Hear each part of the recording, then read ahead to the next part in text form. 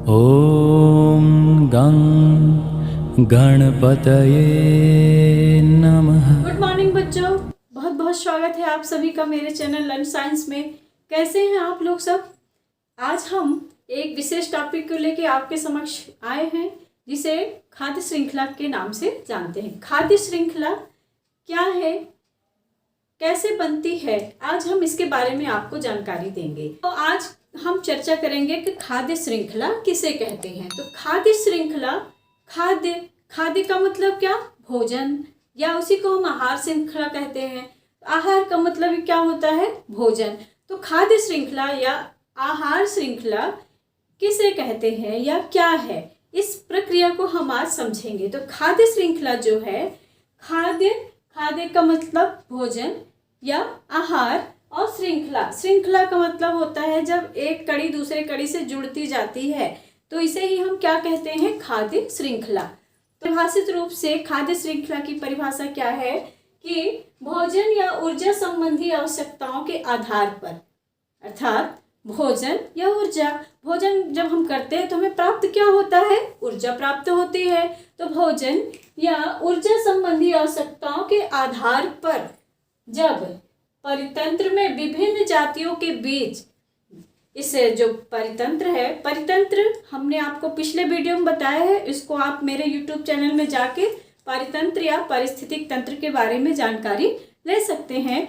इस परितंत्र में विभिन्न जातियों के जीव भोजन या ऊर्जा संबंधी आवश्यकताओं की पूर्ति के लिए आपस में जो इनका संबंध होता है, इसे ही हम आहार श्रृंखला कहते हैं। ठीक, आइए हम इसको समझते हैं। जैसे सूर्य से ऊर्जा प्राप्त किया किसने? हरे पौधों ने। हरे पौधे सूर्य से ऊर्जा प्राप्त करके स्वयं भोजन निर्माण करते हैं और ये प्रकाश संश्लेषण की विधि के द्वारा अपना भोजन निर्माण करते हैं। तो यहाँ हरे पौधे क्या हो गए? ये हो जाते हैं उत्पादक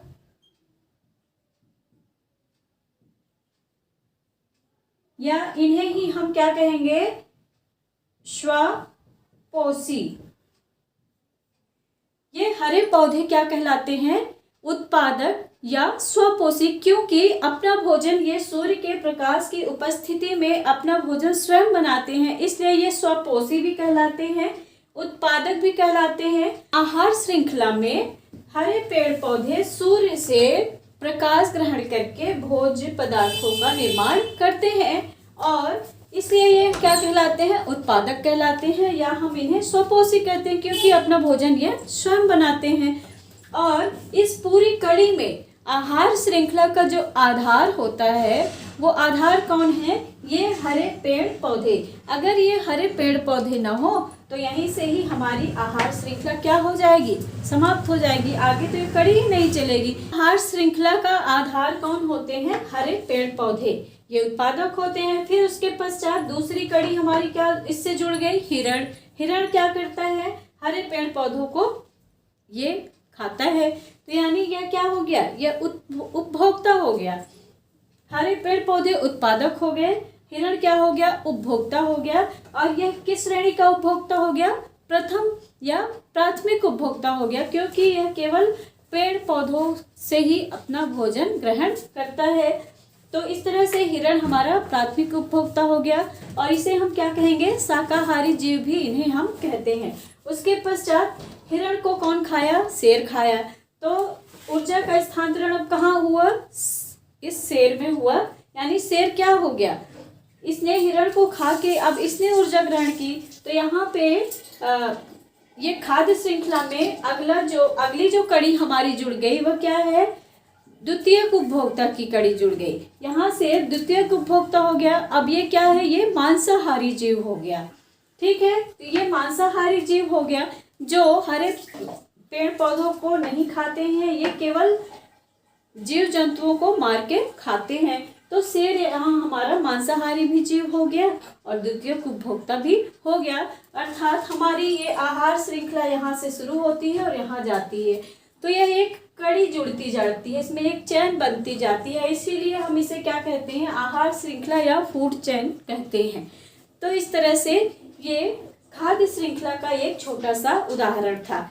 इस परितंत्र में भोजन या ऊर्जा प्राप्ति के लिए विभिन्न जातियों के जीवों के मध्य एक निश्चित संबंध होता है और इस सरलतम संबंध को हम क्या कहते हैं? खाद्य श्रृंखला कहते हैं। आइए इस खाद्य श्रृंखला को हम एक और उदाहरण के द्वारा समझते हैं। जैसे कि अब सूर्य से प्रकाश ग्रहण करके हरे पेड़ पौधे या निरहरित शैवाल जो है ये अपना भोजन स्वयं बनाते हैं, इसलिए ये क्या कहलाएंगे? ये स्वपोषी भी कहलाते हैं और क्या कहलाते हैं? ये उत्पादक भी कहलाते हैं और इन्हीं को हम क्या कहते हैं? प्रथम पोषी स्तर। प्रथम पोषी स्तर के जीव भी इन्हें हम कहते हैं, क्योंकि ये अपना भोजन स्वयं बना रहे हैं।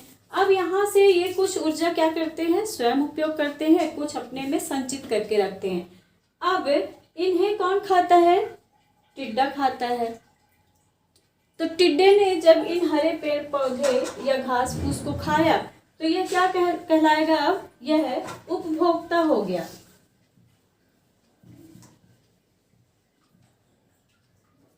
क्योंकि इसने उत्पादकों को खाया, इसलिए यह क्या कहलाता है? उपभोक्ता कहलाता है, या इसे हम द्वितीय पोषी स्तर के जीव कहेंगे।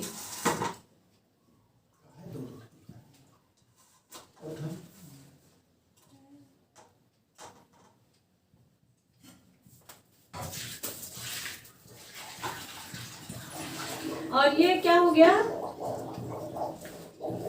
प्राथमिक उपभोक्ता।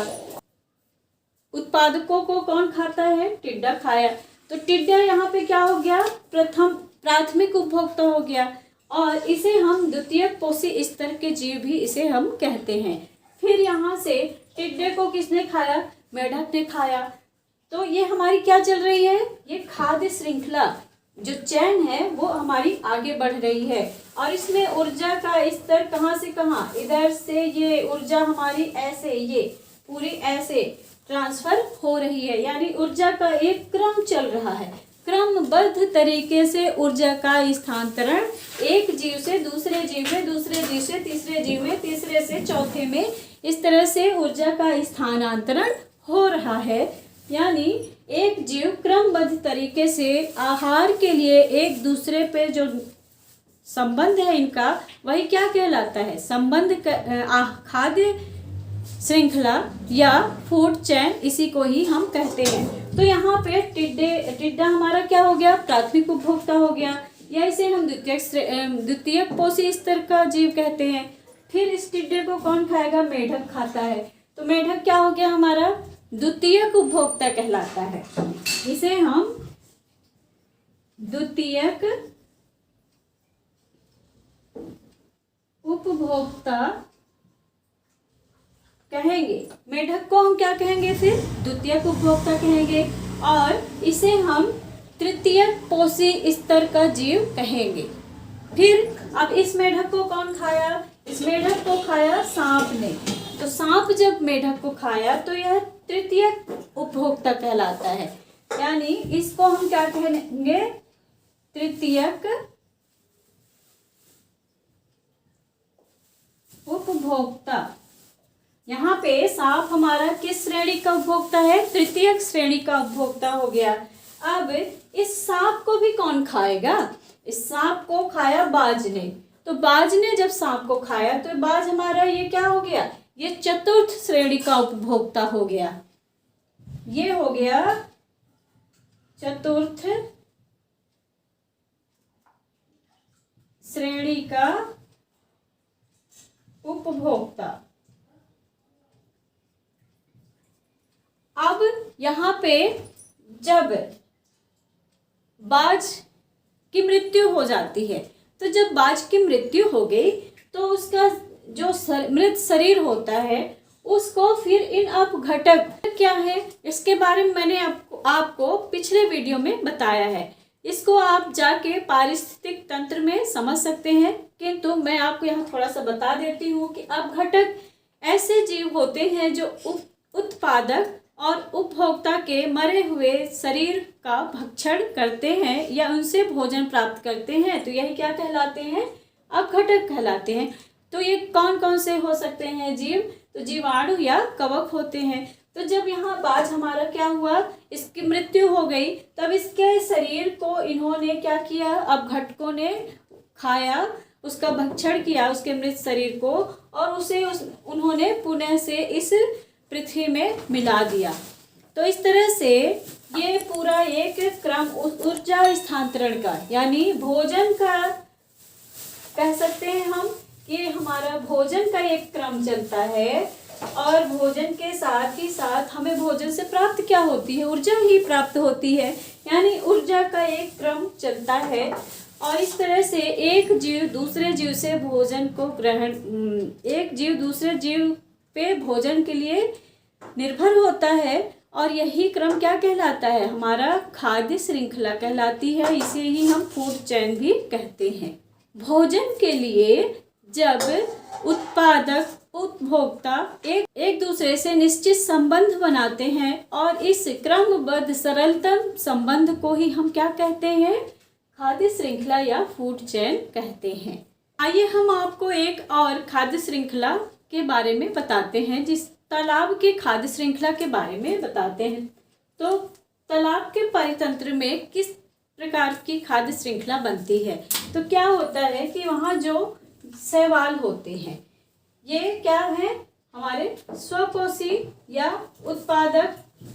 तो ये सूर्य से प्रकाश की उपस्थिति में अपना भोजन इन्होंने बनाया। अब इनको खाकर ये जलीय पिस्सू, ये क्या हो जाएंगे, प्राथमिक उपभोक्ता हो जाएंगे। ये हो जाएंगे प्राथमिक उपभोक्ता। इन्होंने इनको खाया, इस तरह से ये प्राथमिक उपभोक्ता हो गए।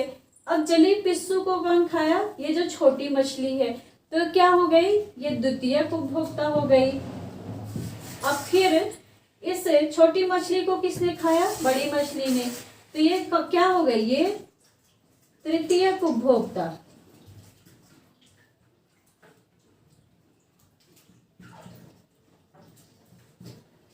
बड़ी मछली ने छोटी मछली को खाया, तो ये यहाँ पे तृतीयक उपभोक्ता।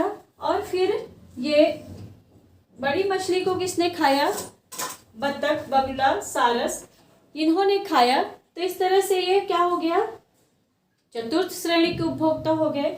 और फिर जब ये बतख, बगुला, सारस ये क्या होते हैं, मृत हो जाते हैं या मृत्यु हो जाती है, तो फिर इनको अपघटक खाते हैं और उन्हें भूमि में क्या कर देते हैं, उन्हें विलीन कर देते हैं। और इस तरह से यह एक तालाब की खाद्य श्रृंखला है। तो ये इसमें भी वही काम होता है कि पहले उत्पादक, फिर प्राथमिक उपभोक्ता, द्वितीयक उपभोक्ता, तृतीयक उपभोक्ता, चतुर्थ उपभोक्ता, फिर उसके बाद चतुर्थ उपभोक्ता की मृत्यु हो गई तो उसको किसने खाया, अपघटक जो होते हैं हमारे, इन्होंने उनको भक्षण किया, मृत शरीरों को उन चतुर्थ उपभोक्ता के शरीरों को अपघटकों ने खाया। इस तरह से ये हमारी तालाब के परितंत्र में खाद्य श्रृंखला है। इसमें भी ऊर्जा का प्रवाह एक निश्चित क्रम में होता है। यहाँ से ऊर्जा हमारी ऐसे चलती है और एक निश्चित क्रम में ये चलती जाती है। उत्पादक, उपभोक्ता, प्राथमिक, द्वितीयक उपभोक्ता, तृतीयक उपभोक्ता, चतुर्थ उपभोक्ता, फिर उसके पश्चात अपघटक। यानी इस तरह से एक निश्चित क्रम में आहार के लिए जब विभिन्न जाति के जीव एक दूसरे से संबंध बनाते हैं तो यही क्या कहलाता है, खाद्य श्रृंखला कहलाती है। तो ये हमारे तालाब के पारितंत्र की खाद्य श्रृंखला है। जो अभी हमने जाना कि आहार श्रृंखला किसे कहते हैं। अब आहार श्रृंखला में एक क्रमबद्ध तरीके से ऊर्जा का स्थानांतरण होता है और जिसके लिए जीव भोजन के लिए एक दूसरे से एक क्रमबद्ध तरीके से जुड़े हुए होते हैं। इसी को ही हम क्या कहते हैं, आहार श्रृंखला कहते हैं या खाद्य श्रृंखला कहते हैं। अब आइए हम आपको कुछ खाद्य श्रृंखला से संबंधित महत्वपूर्ण प्रश्नों के बारे में आज हम चर्चा कर लें थोड़ा सा, कि जैसे कि खाद्य श्रृंखला में ऊर्जा का प्रवाह किस प्रकार का होता है, अर्थात ऊर्जा कहाँ से कहाँ की ओर चलती है। तो हमने बताया था कि सूर्य, फिर सूर्य से कौन ऊर्जा ग्रहण कर किया? उत्पादक, फिर उत्पादक से उपभोक्ता, फिर उपभोक्ता से प्राथमिक उपभोक्ता, प्राथमिक उपभोक्ता से द्वितीयक उपभोक्ता, द्वितीयक से तृतीयक, तृतीयक से चतुर्थ। इस तरह से उच्च श्रेणी के उपभोक्ता तक यह ऊर्जा स्थानांतरित होती है। अंत में वह जीव जब मृत हो जाता है तो उसे अपघटक उसका भक्षण करते हैं और इस तरह से यह ऊर्जा का क्रम चलता है। अर्थात यह ऊर्जा का प्रवाह कहाँ से कहाँ एक दिशा होता है, एक ही दिशा में होता है। तो अर्थात इस प्रश्न का उत्तर क्या है कि खाद्य श्रृंखला में ऊर्जा प्रवाह किस प्रकार का होता है? तो यहाँ पे इसका उत्तर होगा एक दिशीय होता है, अर्थात एक दिशा में ऊर्जा का प्रवाह होता है। फिर उसके पश्चात अगला प्रश्न है हमारा कि खाद्य श्रृंखला का क्रम क्या है? खाद्य श्रृंखला का क्रम क्या है? तो वही उत्पादक, फिर उपभोक्ता, फिर अपघटक। तो खाद्य श्रृंखला क्रम क्या हो जाएगा? उत्पादक, उपभोक्ता और अपघटक। फिर खाद्य श्रृंखला में कीटभक्षी पौधा जो एक है नेपेंथिस, यह है कीटभक्षी पौधा है। इसका स्थान क्या है?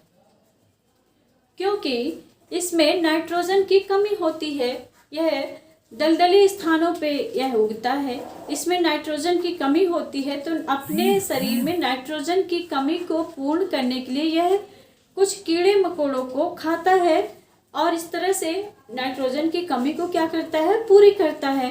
तो यह कीड़ों को भी खा रहा और यह पौधा भी है, यानी उत्पादक भी है और प्राथमिक उपभोक्ताओं को भी खा रहा है। तो इसलिए यह उत्पादक की श्रेणी में भी आएगा और द्वितीयक उपभोक्ता की श्रेणी में भी आएगा। तो किसानों के मित्र के रूप में केचुआ, केचुआ जो है यह भूमि में रहता है।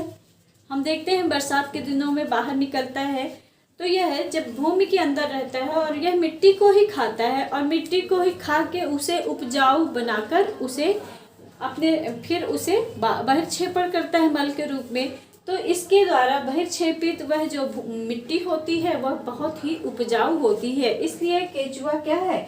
यह किसानों का मित्र है। और सांप भी, क्योंकि ये जहाँ रहते हैं खेतों में रहते हैं, बिलों में रहते हैं, तो ये जो ऐसे जीव जो हमारी फसल को नुकसान पहुँचाते हैं उन जीवों को ये क्या करते हैं? भक्षण कर लेते हैं। इसलिए केचुआ और सांप दोनों ही ये किसानों के मित्र कहलाते हैं। फिर अगला प्रश्न है कि उत्पादक कौन होता है? तो उत्पादक जो अपना भोजन स्वयं बनाते हैं वो क्या कहलाएंगे? उत्पादक कहलाएंगे। तो इसमें क्या हो जाएगा? हरे पेड़ पौधे और नील हरित शैवाल। फिर अगला प्रश्न क्या है? उपभोक्ता कौन है? तो उपभोक्ता जो इन उत्पादकों का भक्षण करते हैं वो क्या कहलाते हैं? उपभोक्ता कहलाते हैं। तो इसमें सभी जीव जंतु और मनुष्य। प्रश्न कि अपघटक कौन है? तो अपघटक जो उत्पादक और उपभोक्ता के मृत शरीर को जो भक्षण करते हैं वो क्या कहलाएंगे? अपघटक कहलाएंगे। तो इसमें जीवाणु या कवक होते हैं जो मृत उत्पादक और उपभोक्ता के मृत शरीरों का भक्षण करते हैं, तो ये अपघटक कहलाते हैं। तो इस तरह से जीवाणु और कवक इसका उत्तर होगा। अब एक प्रश्न और है कि इस आहार श्रृंखला का आधार कौन है? इस जो हमारी खाद्य श्रृंखला या फूड चेन है इसका आधार कौन होते हैं? तो इसके आधार हरे पेड़ पौधे या उत्पादक होते हैं जो अपना भोजन स्वयं बनाते हैं और जब वो भोजन बना लेते हैं तो उन प्रत्यक्ष या अप्रत्यक्ष रूप से इस धरती पे उपस्थित सभी जीव इन्हीं उत्पादकों पर ही निर्भर होते हैं। इसलिए खाद्य श्रृंखला या फूड चेन का आधार क्या होगा? हरे पेड़ पौधे आधार होते हैं। आज बच्चों बस इतना ही। हमने आपको आज खाद्य श्रृंखला या फूड चेन के बारे में बताया और कुछ महत्वपूर्ण प्रश्नों की जानकारी दी। अगले वीडियो मिलते हैं अगले वीडियो में। तब तक के लिए थैंक यू, धन्यवाद। आप मेरे वीडियो को देखते रहिए, नई नई जानकारी ग्रहण करते रहिए और इसी तरह से मैं और अगला वीडियो फिर अब खाद्य जाल के बारे में बना के ले आऊँगी। तब तक के लिए थैंक यू, धन्यवाद। मिलते हैं अगले वीडियो में, तब तक के लिए नमस्कार।